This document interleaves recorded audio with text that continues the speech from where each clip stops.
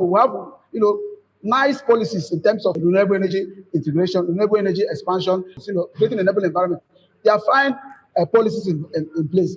But when it comes to reality, it becomes an issue. The funding itself is not forthcoming because investors are looking at, what will happen if we bring our money in? The policy that we're talking about are not fully implemented. Energy, as we know, is a critical enabler to economic development.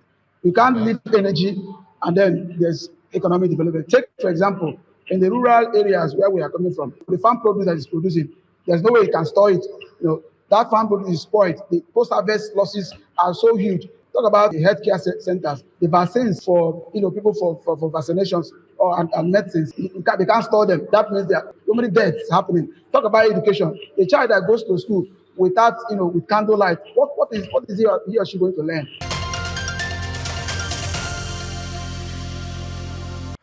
Hello, welcome to another exciting episode of Just Africa, the show where we explore the ideas, the persons, the industries, and of course, shaping our continent's future. Energy powers everything, right? And of course, our homes, businesses, hospitals, schools, economies. And yet, across Africa, over 600 million people still live without reliable electricity. At the same time, the world is racing towards clean energy and low carbon growth. So the big question is, how does Africa expand energy access while transitioning to cleaner, more sustainable power? Today's episode, Powering the Future, Energy Transition and Africa's Path to Universal Access, explores the choices, trade-offs, and opportunities ahead. This is Just Africa, reaching you live from our Lagos studios. I am Emmanuel Amolo, and of course, follow us on our social media platforms at Soup News TV, and still subscribe to our YouTube channel at Just Africa Show. And of course, we will be joined on the show today by someone who embodies it. We will explore how, on this segment, the Powering the Future, Energy Transition, and Africa's Path to Universal Access. Joining us to break this down is Engineer Gode Chimwo, who is an energy transformation expert, a registered engineer with COREN, a corporate member, NSE and NIM chartered energy transition advocate, who is here to help us make this so much meaning from what our conversation will be today about energy and clean energy. Good day, sir. Thank you for having me this morning. Okay, so let's just dive right in, right? So everybody talking so much about energy, different forms of energy that we have used, different kind of power. But we know Africa as a continent hasn't gotten to the point where we can have sustainable power for long hours. First off, let's start off with trying to even understand what the problem is. How would you describe the current state of energy access in Nigeria and Africa as a whole on the continent? The current state of energy situation in Nigeria and Africa has been the type of, on a scale from 1 to 10, I will give it 3. Why do I say 3? Over 600 million, like you just mentioned, 600 Africans, sub-Saharan Africans, do not have access to energy. Not just 600 sub-Saharan Africans, there are also over 1.2 billion do not have access to clean cooking energy. I mean, like gas. We have this traditional kind of cooking, charcoal. These are things that have adverse effect in the life of those that are using it. So if you ask me, the scale of the work to be done is huge because access to energy has been an issue to Nigeria and then to sub-Saharan Africa. Why do I say so? You can see, for Nigeria, for example, you can see that currently what the transmission can wheel out is only 5,000 megawatt. 5,000 megawatt compared to what we're looking at, the estimated capacity for Nigeria should be about 40 gigawatt, but we're talking about only 5,000 megawatt. So 5,000, why would that 5,000, sir? If you look at that capacity, comparing it with what the global, south is using, the global south currently, per electricity capital is 6,000 kilowatt hour per year and annually, individually. Why for sub-Saharan Africa, where Nigeria is currently, we are only using only 120 to 140 electricity per kilowatt hour. That is even for the top tier. Those are the top echelon of the society. Yes. For the downtrodden in Nigeria here, we're talking about only, the tier one, we're only talking about 22 kilowatt hour, per year of energy being used. So if you look at the gap, it's huge. That means there's a lot to be done in terms of closing the gap. And Yeah. what do we need to be? There are so many things to be done to close that gap. So, if, like I said, I will just call Nigeria 3, and Africa can score 5, because if you look at the North Africa side, They're still doing Egypt, better. Ethiopia, they are doing better. Those So, places you can see 80%. why do you think energy is still central, like a central barrier to development across the continent? Why do you think it is so? Energy, as we know, is a critical enabler to develop to economic development.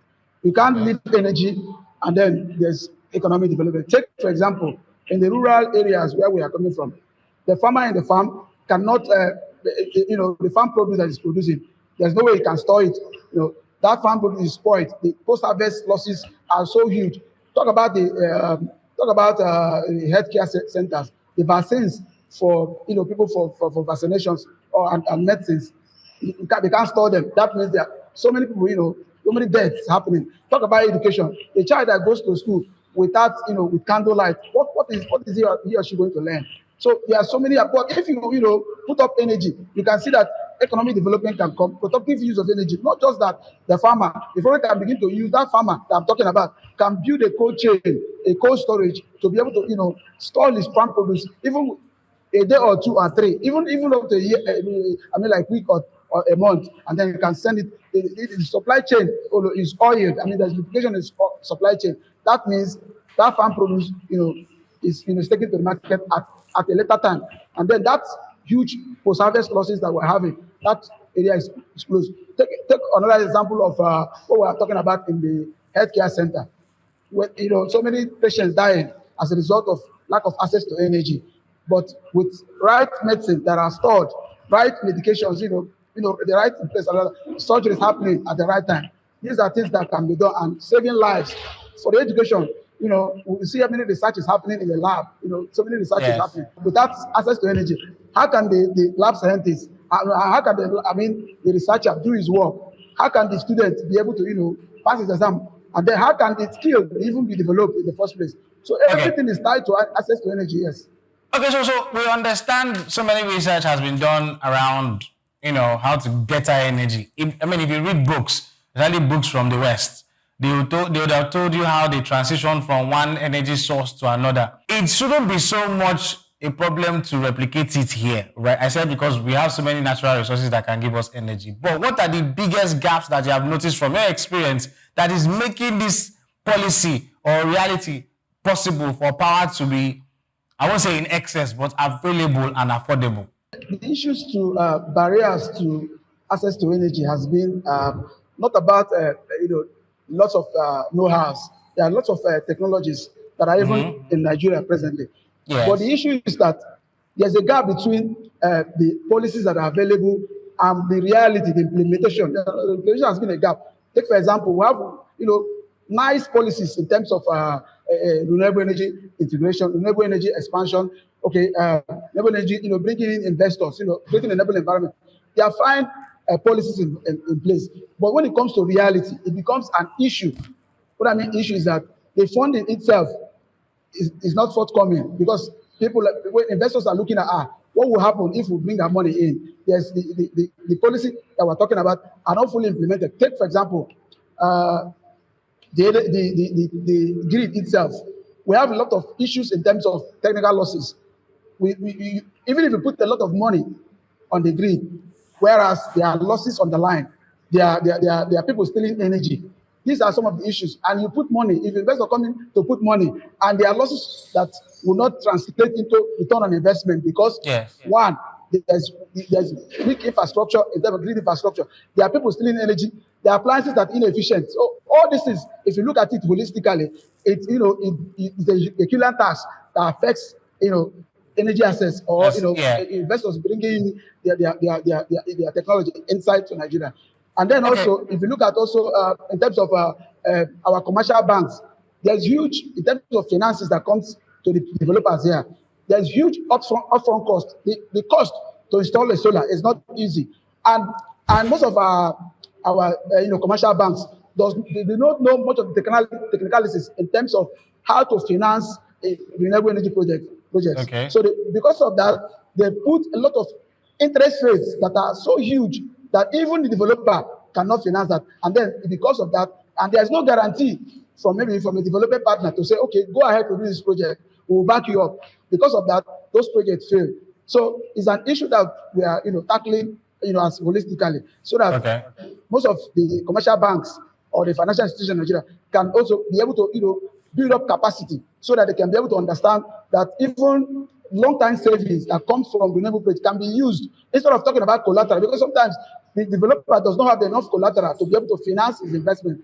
But there are huge savings, there are carbon credits that comes after the project that can be used, to finance or to pay back that cost of finance that has been, taken from the bank. But the banks currently are using the traditional method of financing, and that traditional method does not suit, development of renewable energy in Nigeria. So it's an Okay. issue that needs to be tackled. And then also at the issue of government regulation, like I said, there's a lot of regulation in terms of incentives that come. I Yeah. mean, incentives for bringing in equipment, bringing in procurement of equipment from the supply chain. There's these incentives that you can have a tax holiday. There's a tax free for anybody that is installing, bringing in solar panels, bringing in inverters, batteries from abroad. But Yes. when you get to the port itself, it becomes a different ball game altogether. The custom will be telling you a different thing. No, everything has to be taxed.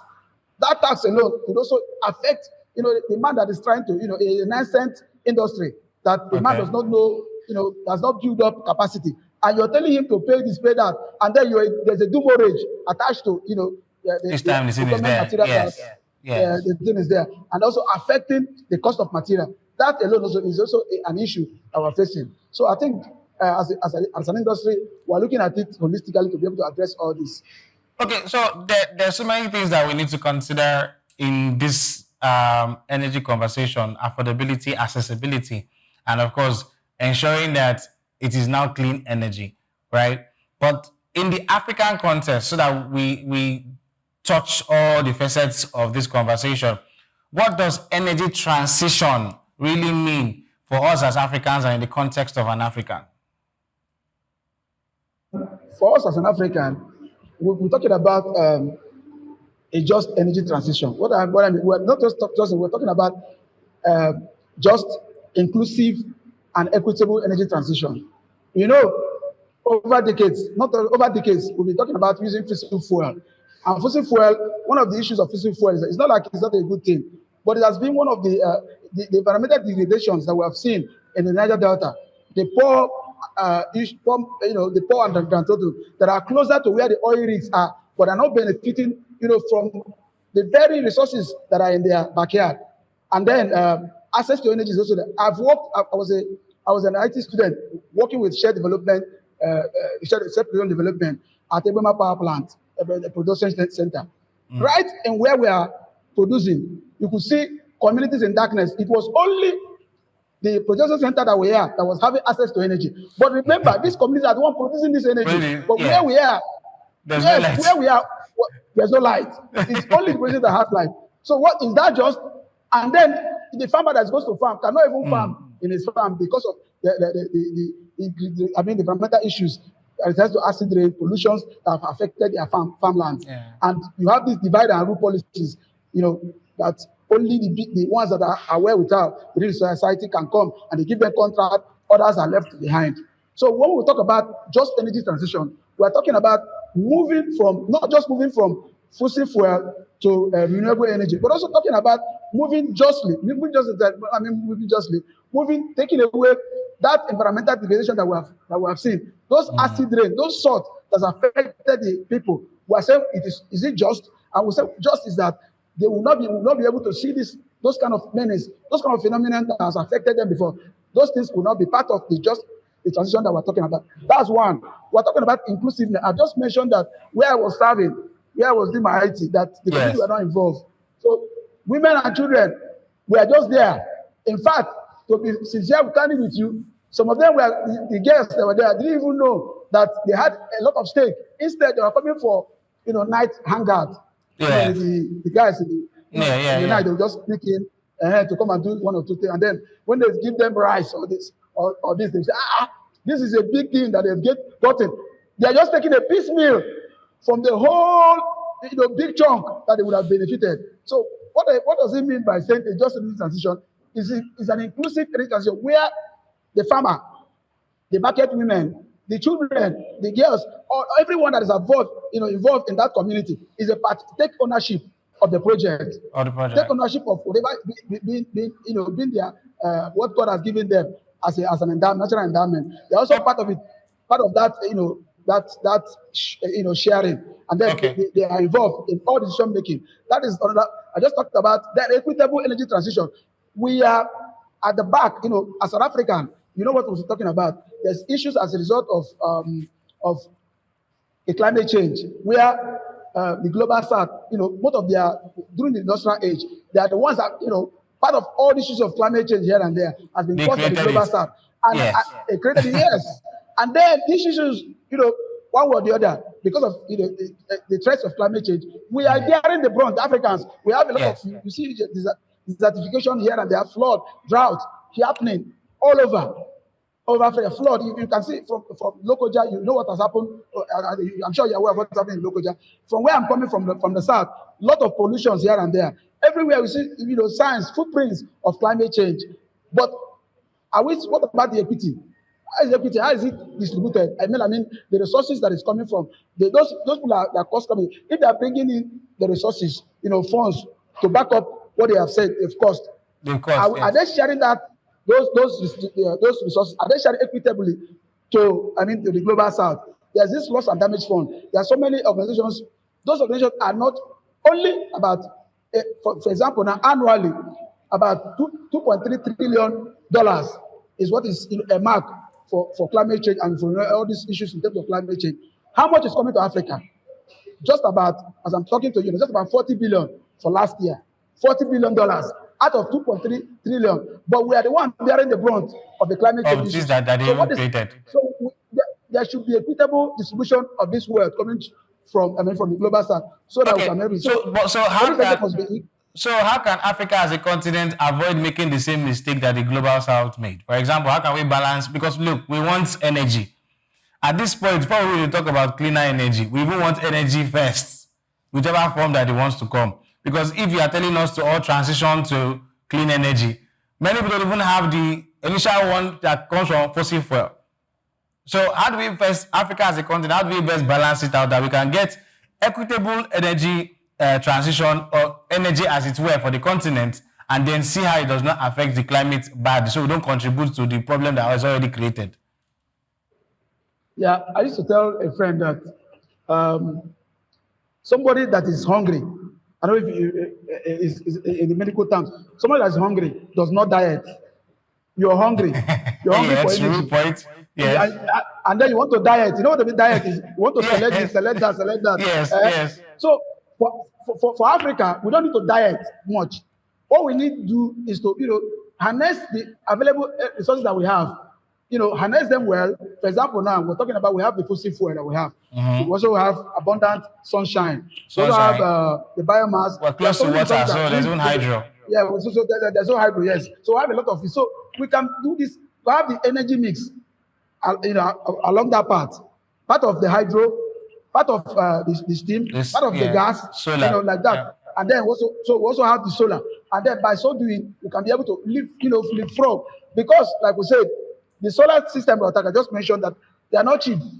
They are not cheap. Yeah. Solar systems are not cheap. Yeah. And then wind is also not cheap.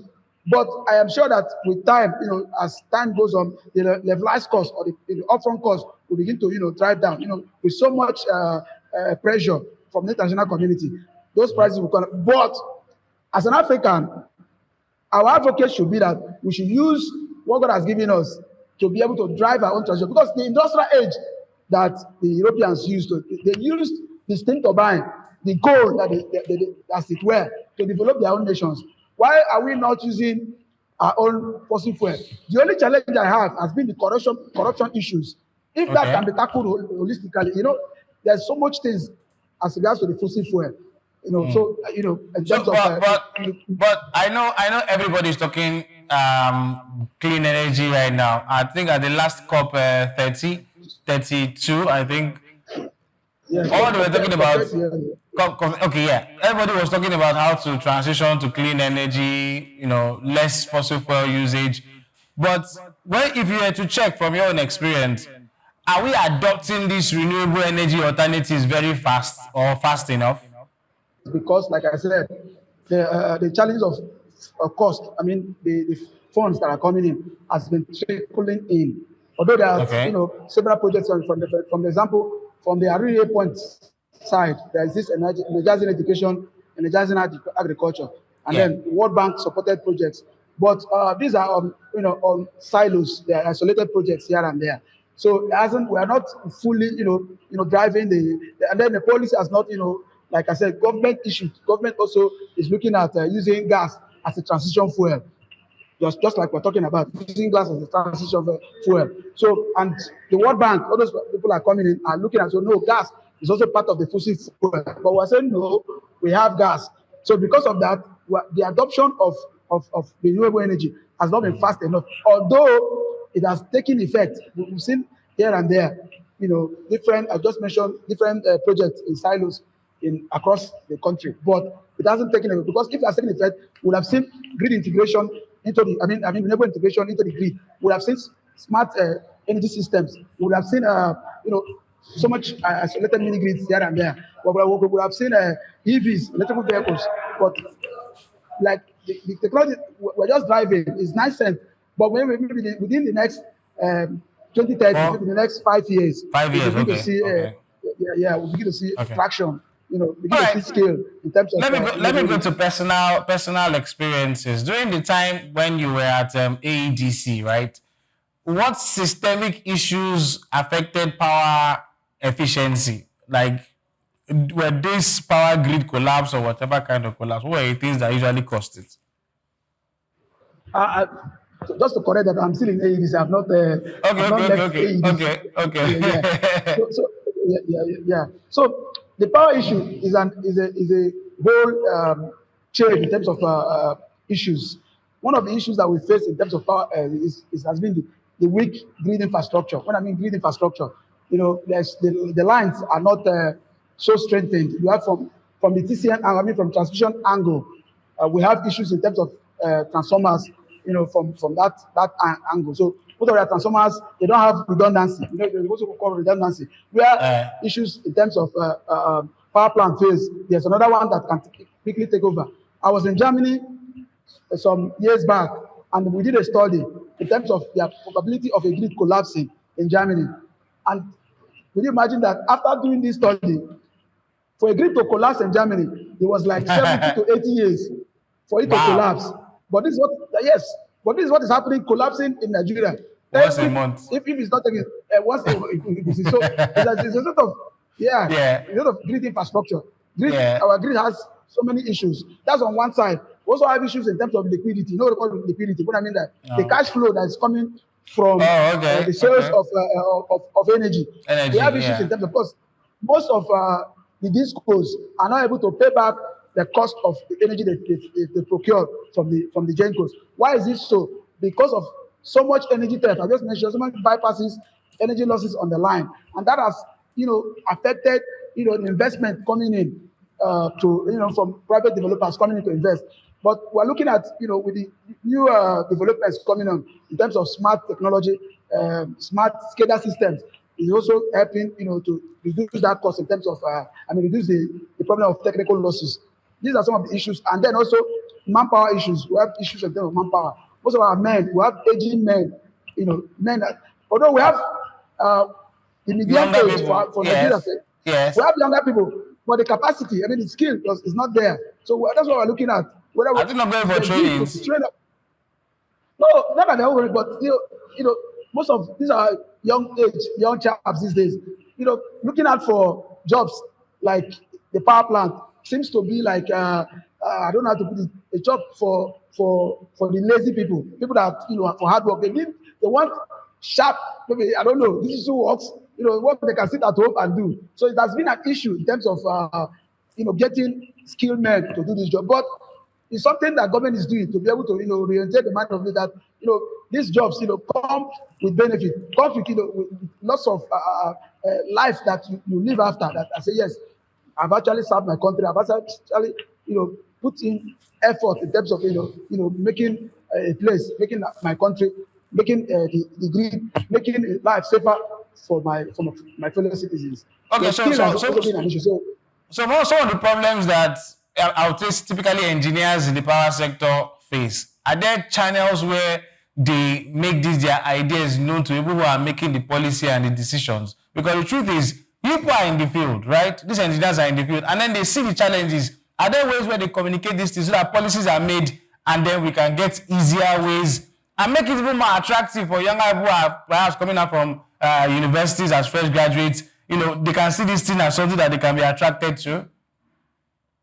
yeah, there are lots of we're making engagements here and there, not just with the government, but also several stakeholders within the energy sector. For example, as a person, I'm involved in various stakeholder engagements Okay. in terms of shaping the energy transition process. And there are lots of, for example, if you look at Nigerian Society of Engineers, like you are as a member, we Yes, advocate yes. for energy, energy access. We advocate for using most of engineers to do our job, not to use quackmen, people on the street to do jobs. So we advocate for that. And then there are also a lot of think tanks. We have the next year power dialogue that is a weekly, it's almost a monthly power dialogue where we come, look at several issues that are bottlenecks to the growth of of the sector, and we track those issues, profile solutions to them, and communicate those issues to government and to even to development partners to see where they can come in, like an advisory, and also as an advisory to them. And then we look at that area and then move into that direction. And then we also have the REAN, Renewable Energy Association of Nigeria. It's an Yes. umbrella body of the Renewable Energy Association, where all developers come in, and wherever as they do their projects, wherever they see challenges, they bring those challenges to the body, and then those challenges are brought up as a body, not just as an Yes. individual, and it's brought up to government, and government looks at it holistically, and through that a policy is provided, and then Okay. that drives future work in that direction. We see that some of the bottlenecks are beyond the typical engineer that you face on the streets. And so before I had to drop this warning, before you beat up that electrician or that NEPA person that comes to your house to come and tweak something, please understand that some of the problems are not his own. Welcome back to Engineer Chiwo to this conversation. I know we were trying to Thank you. understand what it Thank you. means, this energy transition really, really means. But I was going to ask from this angle, right? If you go visit a place where they don't even have any form of energy that they depend on, what would be the first thing that you would recommend that they have or they build? I was once a research counselor for London Business School. Okay. What is that research counselor? Is to be able to understand the contemporary challenges facing rural communities. And one of the issues that I noticed was that, like I just mentioned, was that the nexus to every indices was tied to access to energy. And because of that, it created a barrier that people were just like, they were left alone, isolated, not knowing what to do. So, and I noticed that there must be something that needs to be done first. Like we just mentioned that we have tier one, tier two, and tier three. What I mean by tier one, what is the first form of energy that can come to them, even because of the affordability issues that we're talking about. What's the first form of energy? And then the second, for example, when we say tier one, we're talking about charging phones, and then having a lighting point first for those kind of community, and then they can be able to move from there, and then you move from charging phone to lighting point to radio and television, and then that's tier two. Now move from tier three to charging phone, lighting homes, television, radio, and also using it for productive use of energy. So first thing first is to look at solar home systems. What I mean solar home systems. These are the ones that are for communities that are in hinterlands, like I just mentioned earlier. Communities that are very far from the grid. That even they are not even in cluster communities. Like when I mean cluster communities, there are some places you can install mini grid. You look at a load center, and then there are communities that are close to it. and then you can put Yes. up, even if there's no grid there, you can put up a mini grid there that can cover them.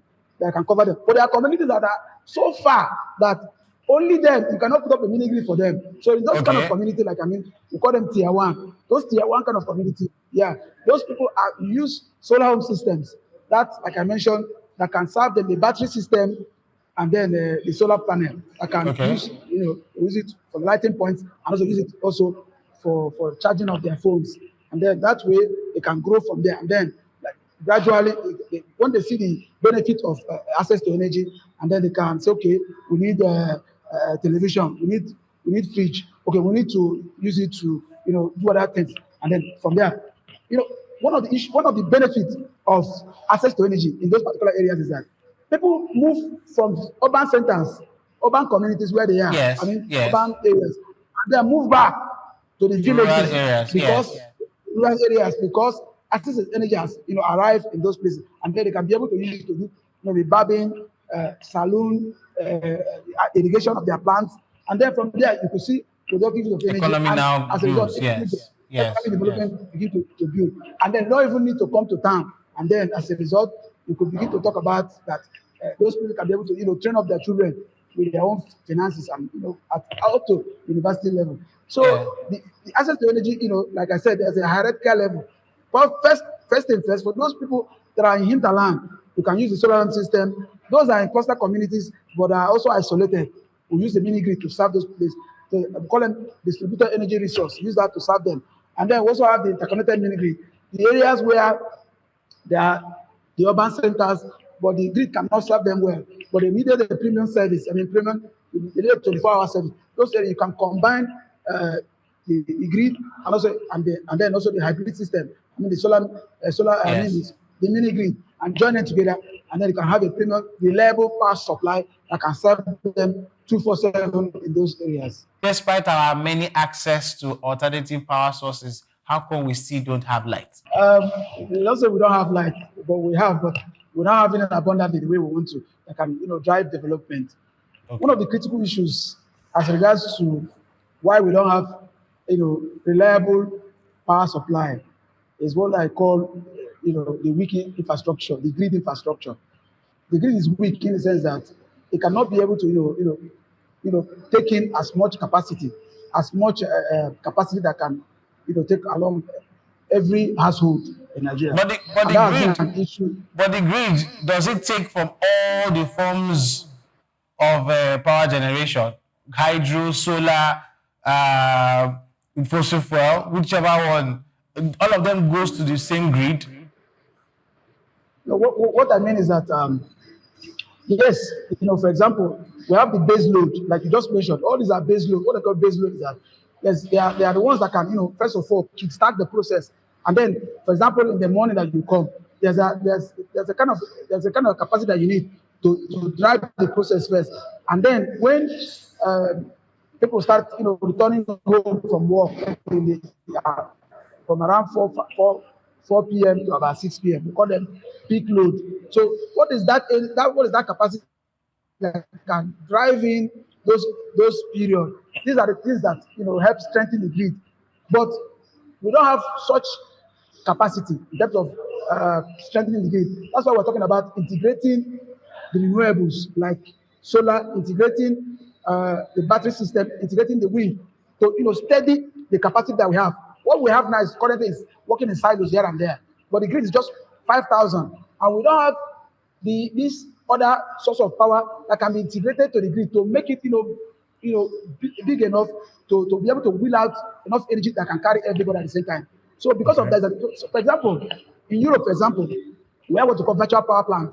Virtual power plant is that you as an individual can even produce energy and wheel to the grid. Everybody is call them prosumer.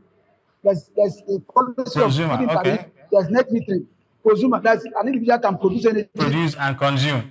If you were to advise a government, an African government, per se, or investor, or a founding member, or somebody who can help us scale up in terms of energy transition, what would your advice be to them? My advice would be to look at not just bringing in finance, because finance, like you said, is critical to development and scaling up of renewable energy projects in Africa. apart from financing, we also look at how to strengthen our institutions so that such much that not just that we have policies on ground, but also how well those policies are well implemented. Because enforcing policies is critical. Because you can have a Yes. fine policy on paper, but on ground, different there's a different reality. We just mentioned what is happening in terms of on supply chain, in terms of bringing in equipments to Nigeria. We're also having issues in terms of solar installations. Bottlenecks in terms of permits. For example, to even get a permit to install a solar project in Nigeria, it take up to uh, 0 to 9 to almost a year just to get a permit to do a solar project. And there are so many other issues that comes along. And then also most of the projects that we do these days, they don't take the community, they don't carry community along. We do projects Hello. in Okay. silos. Communities are not carried along. And as Yeah. such, within a short time frame, projects begin to fail. There's no long-term sustainability plan that can take project from year 0 to 10 years or 20 years that the project was in the stage in the first place. What is the issue? Because nobody, after they've done the installation, done the Yes. commissioning, and the project is working, everybody goes. There's no OEM, there's no operation and maintenance, there's afterthought. Those ones are not put in place to ensure the project continues to run. We have so much grant projects that World Bank gave grants to Nigerians, developers, and they've installed and they left. Over 45% or 50% of those projects currently are redundant because there was no long-term sustainability plans involved. Community were not involved, taken along to manage the project. So it's important that stakeholders involved, from government angle to the community involved, everyone should be carried along, even within the inception of the project, so that the project become a sustain something. At the end of the day, everybody there'll be a win-win situation, both for the developer, both for the investor, and for the community. But the issues that we have, like you just mentioned, even the community projects, if you've heard, there was a project that was launched 3 years ago in BUK, I mean Bayero University. Okay. After launching and installed everything, as I'm speaking to you now, that project just collapsed. Why is it collapsed? There was no demand assessment. They didn't, do a site assessment to know what is the demand of the school that can carry. So everybody just students were just owning appliances here and there, and because of that, and the solar system were not able to, the capacity was so small, wasn't able to carry Okay. out whatever They were they doing. fed. Yeah. So and as a result, it collapsed. So there was no proper site visibility, no visibility study carried out, no site assessment carried out. You just go and install solar because you want to install, and there's Okay. there's there's a boom, there's a commissioning like that. We've installed, we've done the one that at the end of the day we're back to square one. So So, project and must, so, so in one sentence, right? In just one sentence, if somebody asks you, do you think that Africa is positioned well enough to be able to say in 5, 10 years, move or transition easily to the point that everybody now has perhaps not equal access, but at least access to alternative energy? In one I don't sentence. think we I don't think we are in that part currently. Why do I say so? Even the minerals that needs to, for example, if you check China, for example, you have almost every home has a particular business that in terms of solar innovation. Maybe that somebody is doing battery, somebody is doing panel, somebody is doing charge controller, somebody is doing inverter. As such, there's almost no home does not have energy because of all the value chain are covered within the country. Here we import everything. We import even the raw materials, the minerals that come for battery, the mineral that come for inverter. We import everything out on raw. I mean raw items, and then it goes to China, and the values are added and blah, blah. If we can begin to talk about adding value to those things and bringing manufacturing, bringing local content back to Africa, I mean that is when we can be talking about defrogging to everybody having access to energy. But for now, we're not yet right there. And in the next 10 years, I don't think we'll be there because there are so many issues. Even That is corruption has been concerned. is a big issue. Yeah, so we're not yet there. And maybe I would say in the next 20 or 30 years, when new generation of new Africans will begin, I mean the youth, will take over, mainly where that is where the future lies. And no need to begin to, yappa Japan or anywhere, or rather bringing those techs, bring those skills that we have to develop our continent. Okay. I'm sure All right. Thank you so much, Engineer Good Chinwell, for the insights that you have brought to this conversation. I do hope that at least one or two people have learned something, and we're hoping to get better. I know that 10 years is looking like a bleak future, but we can start from somewhere, aside from conversations like this. Thank you so much for being a guest on today's show. Okay. appreciate you calling me on board. I appreciate that. All right.